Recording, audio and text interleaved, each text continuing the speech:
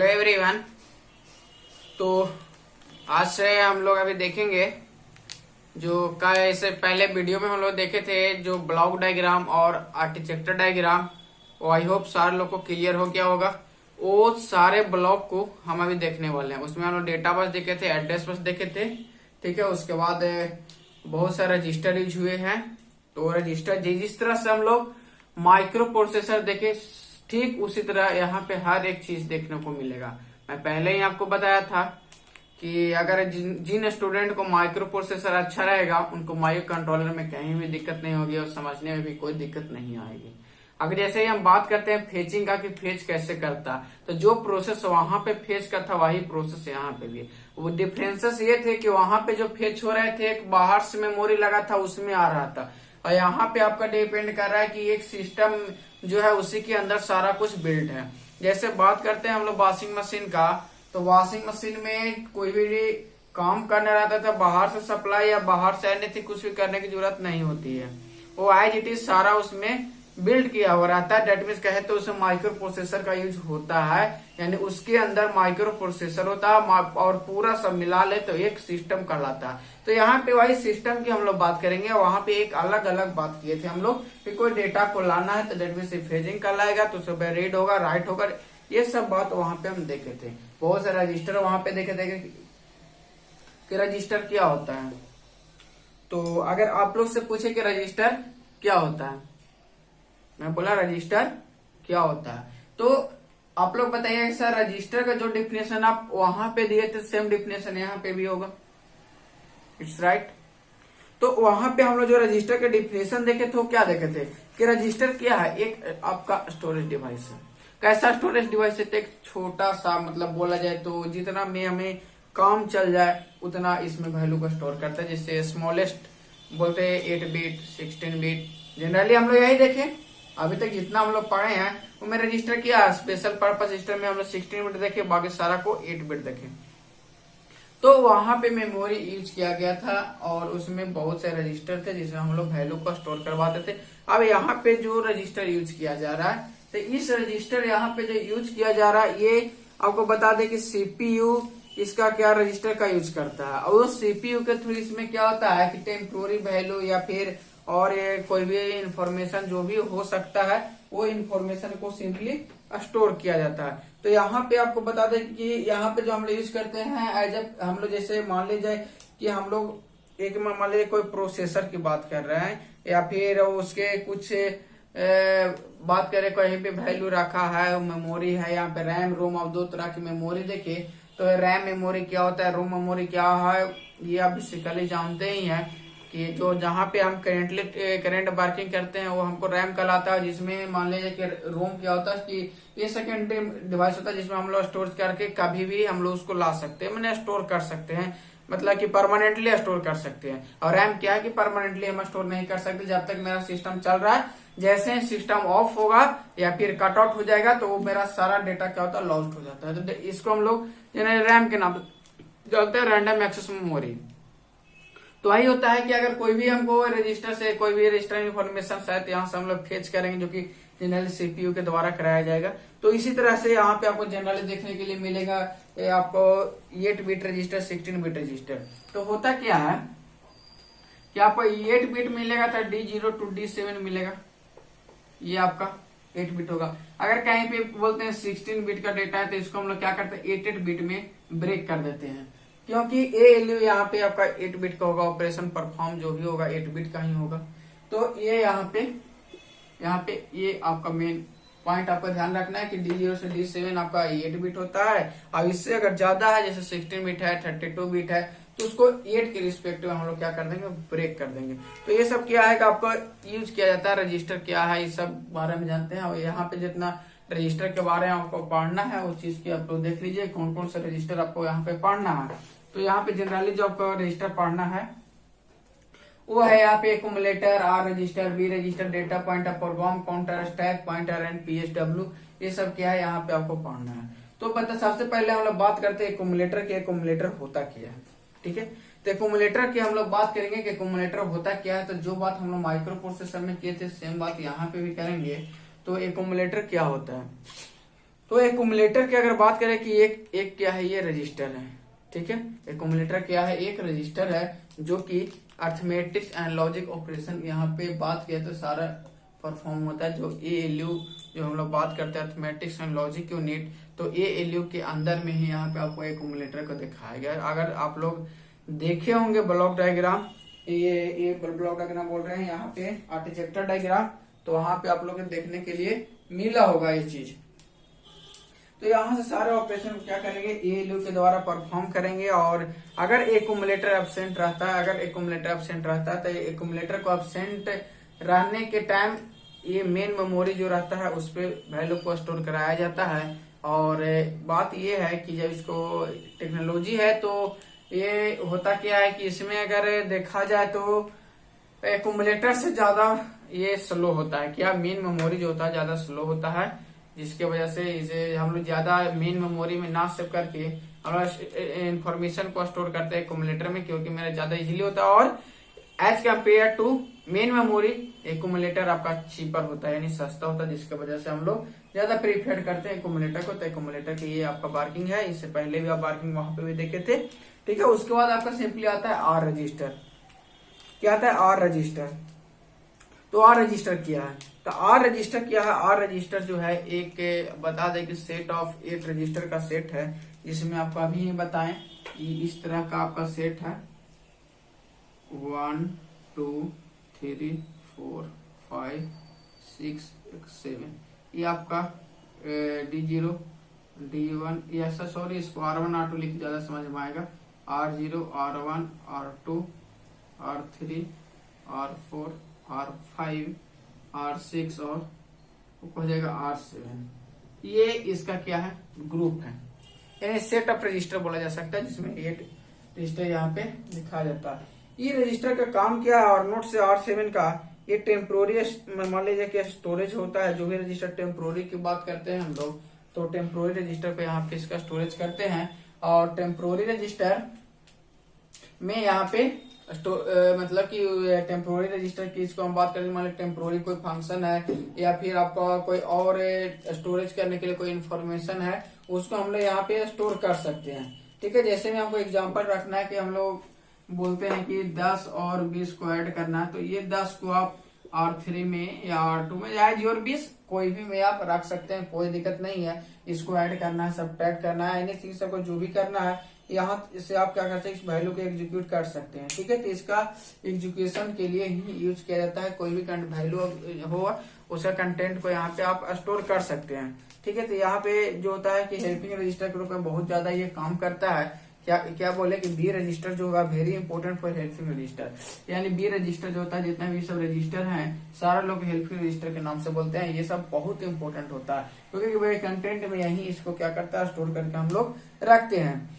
तो इस तरह से ये हम लोग काम करते हैं। यहाँ पे आप जो भी इंस्ट्रक्शन लगाना है कि मूव ए आप R3, move B R3, add B R4, add मान लीजिए कि ए R1, इस तरह से आप इसको क्या कर सकते हैं, एक्यूमुलेटर से ऐड करवा सकते हैं। जो प्रोसेस आपको वहां पे था सेम प्रोसेस यहाँ पे है। अगर आप लोग नोट्स लिखोगे तो आपको सारा कुछ समझ में आ रहा होगा, ठीक है। तो ये आपका बी रजिस्टर था। इसी तरीका से आप लोग एक रजिस्टर है बी रजिस्टर। देखिए बी रजिस्टर क्या, तो यहाँ पे सिंपली आपको याद रखना है बस कि काम तो सब वही हो रहे हैं, भले ही यहाँ पे चेंज हो जा रहा है। वहां पे एक्यूमुलेटर आप ए से या A से आपको डिनोट किया जाएगा, तो काम आपका क्या हो रहा है, वही हो रहा है। अब बाकी यहाँ पे आपका बस नेमिंग को आप याद रखे अच्छा से।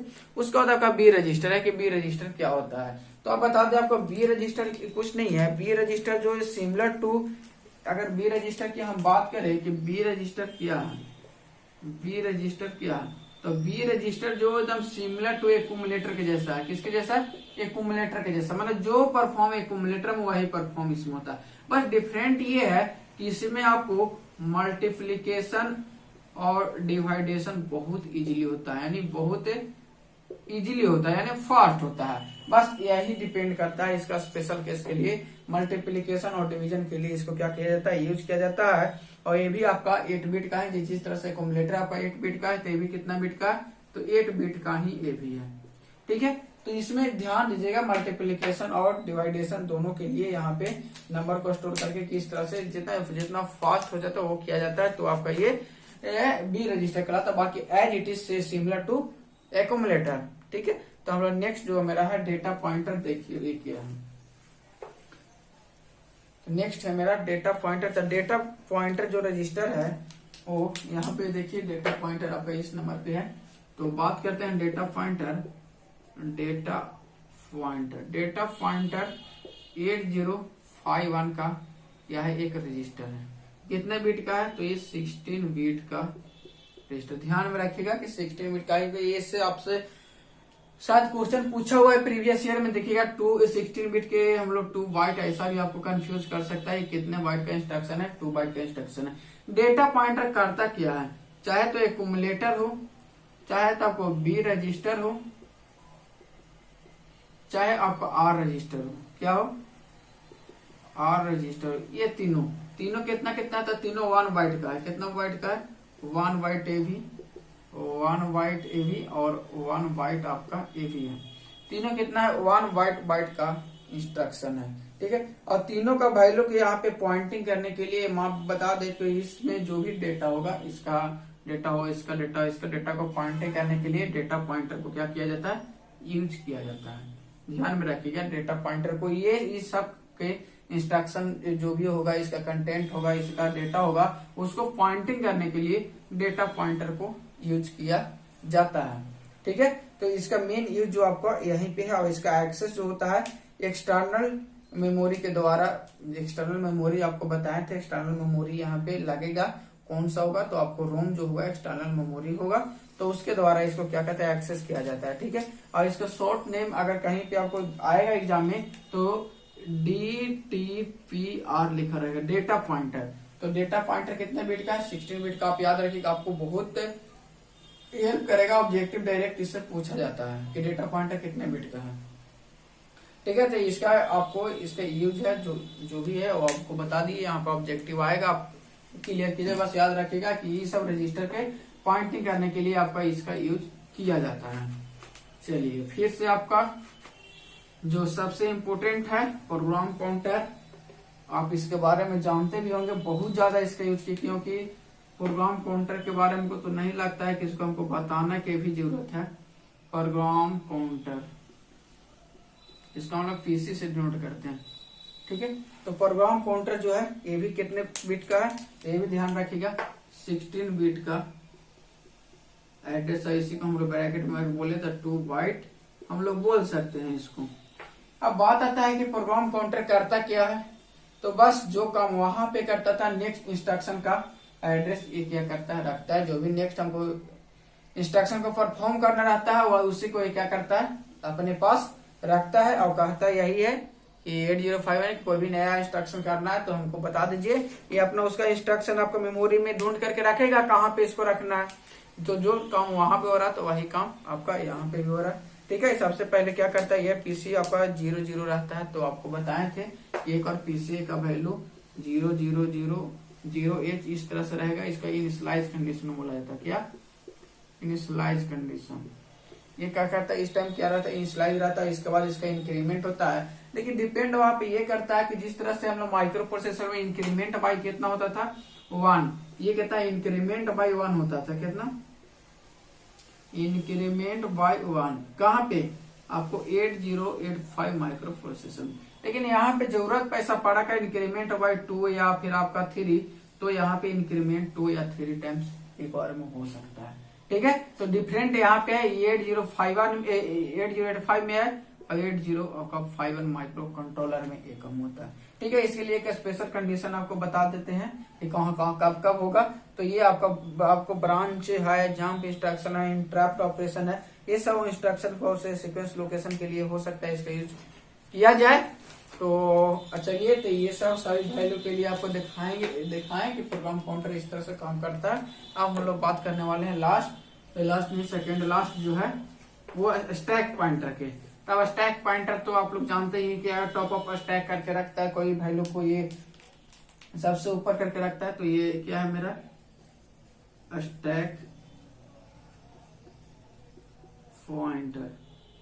स्टैक पॉइंटर जो भी है आपका एड्रेस को टॉप ऑफ स्टैक, यानी उस स्टैक पॉइंटर में वो ये सबसे ऊपर में अपना वैल्यू को, जो भी वैल्यू हमको रिलीज करना है, जो भी वैल्यू हमको बाहर निकालना है उसको स्टैक करता है। लेकिन बात आता है कुछ इसका एक्सेप्ट होते हैं। क्या होता है? एक्सेप्ट होता है। जैसे आपका एक्सेप्ट में अगर बात किया जाए तो DTP या डेटा पॉइंटर आपका हो जाएगा, और एक आपका PC।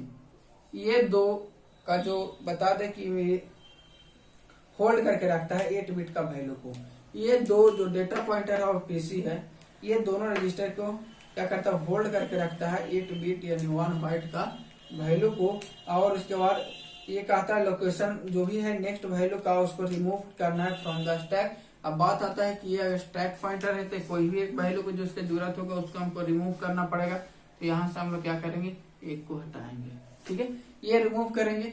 फिर ऐसा जरूरत होगा तो क्या इसका वैल्यू को हम लोग डालेंगे भी। तो यही कहता है यहाँ पे कि वैल्यू जो अगर यहाँ पे स्टैक वैल्यू आपका पुश ऑपरेशन होता है तो पुश ऑफ स्टैक और द वैल्यू ऑफ इसमें इंक्रीमेंट अगर करते हैं तो इस वैल्यू को हम लोग क्या क्या बोलते हैं? रिटर्न वैल्यू, और इसको हम लोग डिक्रीमेंट बोलते हैं। तो बात आता है कि एक वैल्यू के यहाँ से रिलीज आप कर रहे हैं, रिमूव कर रहे हैं, तो इसको आपका इंक्रीमेंट होगा कि डिक्रीमेंट होगा? तो यहाँ पे आपको डिक्रीमेंट और कोई वैल्यू को इन करेंगे, डेट में से ये इंक्रीमेंट होगा। तो आपको इंक्रीमेंट और डिक्रीमेंट दोनों कंडीशन आपको बताया हुआ है किस तरह से इंक्रीमेंट होता है, किस तरह से पुशिंग ऑपरेशन होता है, पॉपिंग ऑपरेशन होता है। तो सेम एज इट यहाँ भी आपको पुशिंग ऑपरेशन आपका स्टैक का पढ़ना है, पॉपिंग ऑपरेशन आपका यहाँ भी पढ़ना है। तो पुश ऑपरेशन, पुश के मतलब क्या होता है कि पुश के मतलब आपका सिंपली पुश करना, और पॉप का मतलब सिंपली वही को डिपेंड करता है कि जो पुश कर रहे हैं जिस एड्रेस पे वही एड्रेस पे हम लोग पॉप करते हैं। ये मेरा डिफरेंट होता है। और ये लिफो कंडीशन पे क्या करता है? वर्क करता है। लास्ट इन फास्ट आउट इस प्रिंसिपल पे ये वर्क करता है। तो आप लोग को ये पूरा पॉइंट आई होप क्लियर हुआ होगा, ठीक है। तो यहाँ से इस तरह से आपका इंक्रीमेंट और डिक्रीमेंट होता है। मेमोरी लोकेशन जो भी इंडिविजुअली मेमोरी लोकेशन जो भी होगा, इसका मेमोरी लोकेशन, इसका मेमोरी लोकेशन, उसी से ये इंक्रीमेंट और डिक्रीमेंट होते रहेगा। तो आपको पुश ऑपरेशन, पॉप ऑपरेशन, ये सब अच्छा से क्लियर आना चाहिए। और उसके साथ आपको पुश ऑपरेशन, पॉप ऑपरेशन तो होता ही है। तो ये 8085 में होता था, लेकिन इसमें आपका 2-3 जो इंस्ट्रक्शन आपको और बदल, जिसमें एक कॉल इंस्ट्रक्शन होता है, आपका एल कॉल इंस्ट्रक्शन ए ऑपरेशन होता है, और आपको बता दें कि पुश ऑपरेशन होता है, पॉप ऑपरेशन होता है, और आपको बता दें कि RET रिटर्न इंस्ट्रक्शन आपका होता है, ठीक है। और या इस तरह से ETC अगर बोल दिया जाए तो ये सब, ये आपका एल कॉल, ये कॉल, ये सभी क्या है? 16 बिट का आपको जनरल देखने के लिए मिलेगा। तो नेक्स्ट वीडियो में इसे हम बताएंगे एल कॉल क्या होता है और ए कॉल क्या होता है। तो ये आपका प्रीवियस ईयर ऑब्जेक्टिव में पूछा गया क्वेश्चन है, ठीक है। ये इसका तो लोग बताएंगे। अभी सब का इंट्रोडक्शन हम लोग देख लेते हैं। तो ये था पूरा का पूरा आपको रजिस्टर के बारे में आप अभी हम देख रहे हैं। एक रजिस्टर और आपका बच गया, जो रजिस्टर का नाम है आपका PSW, जो कि बहुत इंपॉर्टेंट रजिस्टर। क्या? PSW, इसका पूरा नाम क्या होता है? प्रोग्राम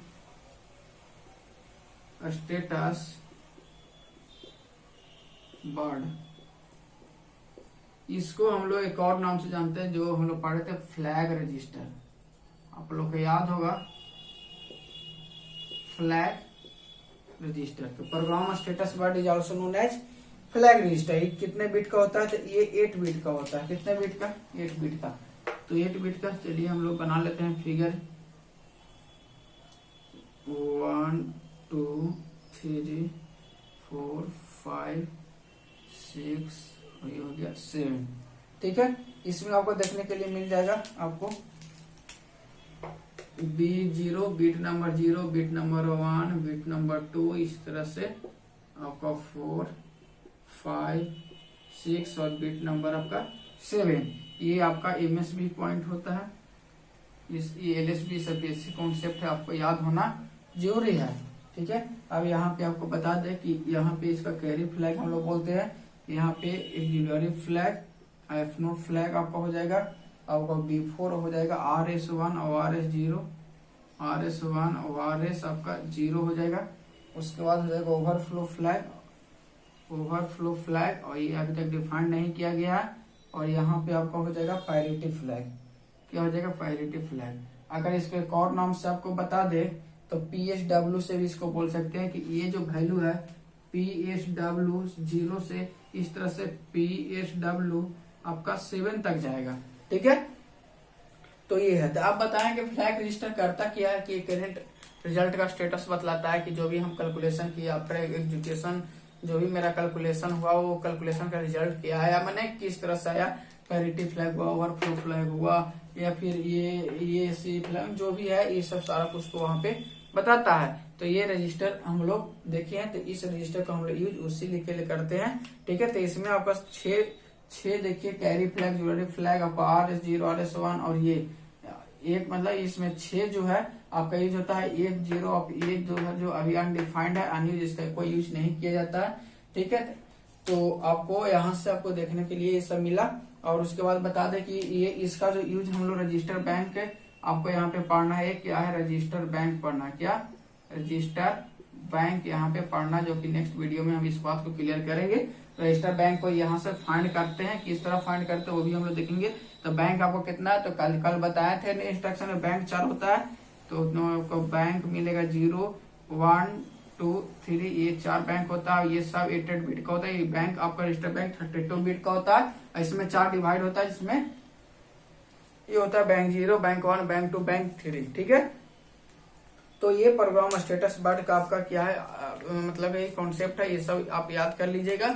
ठीक है, कि इसमें कौन कौन होता है, और 8085 में भी आप रिलेट कर लीजिएगा, इजी हो जाएगा। ठीक है, तो इस वीडियो के लिए आपको इतना ही, जो कि पूरा रजिस्टर के बारे में बताना था वो बता दिए। नेक्स्ट वीडियो में हम लोग मिलेंगे, इसका पूरा सबसे पहले आपको बताएंगे हम ये पूरा। पहले इसमें रजिस्टर जो आपको बता दिए कि कैरी फ्लैग क्या होता है, ज्वेलरी फ्लैग क्या होता है, ये सब सारा कुछ को हम देखेंगे। रजिस्टर बैंक क्या होता है, इस चीज को हम देखेंगे। ठीक है, तो इस वीडियो के लिए आपका इतना ही।